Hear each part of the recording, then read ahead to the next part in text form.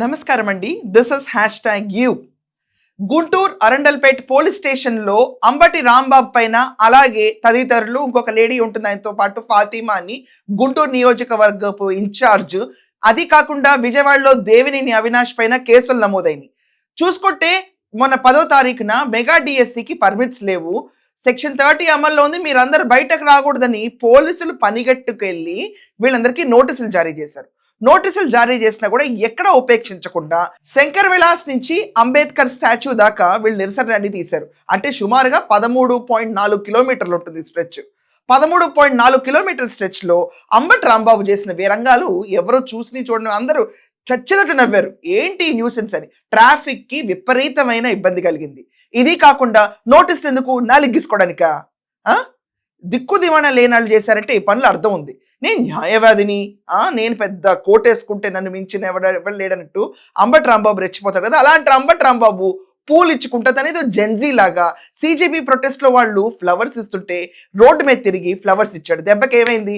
పువ్వులాగా పగిలింది. ఈరోజు కేసు నమోదైంది. ఈరోజు సీరియస్గా వెళ్తుంది గవర్నమెంట్. అక్కడ కొడాలి నాని విషయంలో అంతే, వెళ్ళి సెల్యూట్ కొట్టి నవ్వుతా నోటీస్ ఇచ్చినా కూడా కొడాలి నాని రోడ్డు మీద నడుచుకుంటా ధర్నా దీక్ష సెంటర్కి వెళ్ళిపోయి అతను ఎలా స్పీచ్ ఇస్తే ఎస్ఐకి ఎలా విఆర్ని పంపించారో సత్యనారాయణని, అదే రీతిలో ఇప్పుడు గుంటూరులో వీళ్ళు చేసిన ర్యాలీలకి వీళ్ళిద్దరి పైన అరెస్ట్ జరగటం ఖాయమంటున్నారు. ఒకసారి వాళ్ళు చేసిన వీర విహంగం చూడండి.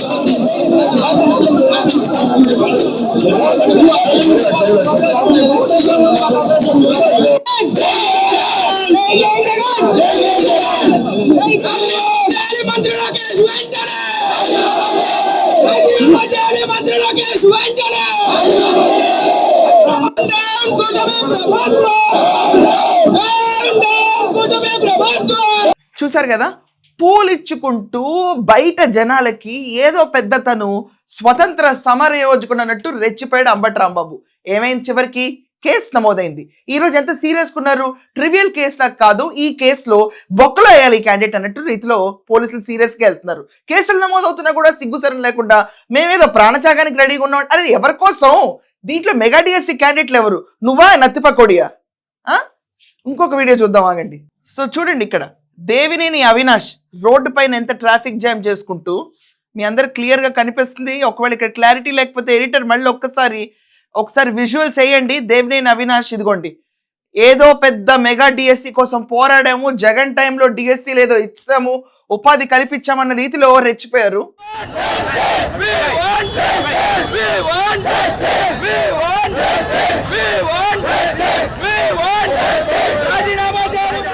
సో ఈరోజు నత్తిపకోడి అని ఎవరు అంటున్నారు మీరు మళ్ళీ క్లియర్గా చెప్పకండి. నన్ను అన్నది, నేను ఎవరినో అంటున్నాను, ఇక్కడ ఎవరిని సంబంధించింది కాదు. ఆ నత్తిపకోడి ఎవరు మీరు కమెంట్స్ రాయండి. సో అంబటి రాంబాబుకి ఎన్నాళ్ళకి నన్ను అరెస్ట్ చేయరంటే దెబ్బకి ఈరోజు అరెస్ట్కి రంగం సిద్ధం అని చాలా హాట్ టాపిక్గా నడుస్తుంది. ఈరోజు ఏంటో మరి ఇంతమంది నిరసనలు ప్రకటిస్తే దాంట్లో అంబటి రాంబాబు, దేవినేని అవినాష్ రన్నింగ్ రేస్లో ముందుకు వచ్చారు. మరి కొద్దిసేపట్లో అరెస్ట్ అన్నా ఆశ్చర్యపోవక్కర్లేదు. సో వీళ్ళు చేసిన ఈ బోడి ర్యాలీలు వెనకమాల జరిగిన ముస్లాం ఉతికే బ్యాచ్ వీళ్ళందరి గురించి మీ అభిప్రాయం ఏంటి? అయినా నాకు అర్థం కాదు, షెడ్కి వెళ్ళిపోయిన తర్వాత వీళ్ళ ఓవర్ యాక్షన్ ఏంటో నాకు అర్థం కాదు. ఒకడికేమో రిపేర్ కావాలి, ఇంకోటేమో షెడ్కి వెళ్ళాడు. వీళ్ళ గురించి మీరు ఏమంటారో ఖచ్చితంగా మీ ఒపీనియన్స్ కమెంట్స్లో రాయండి. That's all for now. Thank you.